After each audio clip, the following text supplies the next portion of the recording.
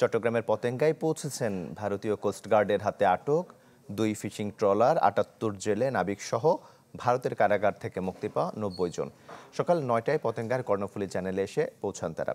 এর আগে গত 5 জানুয়ারি বঙ্গোপসাগরে খুলনার হিরন পয়েন্টের কাছে আন্তর্জাতিক জলসীমায় তাদেরকে বাংলাদেশ কোস্টগার্ডের কাছে হস্তান্তর করা হয়।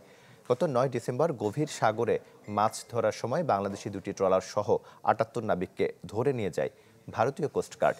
এর আগে 12 সেপ্টেম্বর ধরে নিয়ে যাওয়া হয় আরও 12 নাবিককে। বন্দি বিনিময় চুক্তির আওতায় তাদের ফেরত দিয়েছে ভারত। একই সাথে বাংলাদেশ ফেরত দিয়েছে 95 ভারতীয় জেলেকে। আমরা ইন্ডিয়ার ভিতরে ঢুকে গেছিলাম, এই জন্য আমাদেরকে ধরে নিয়ে গেছে। নিয়ে যাওয়ার পরে একদিন পরে থানায় নিয়ে গেছে।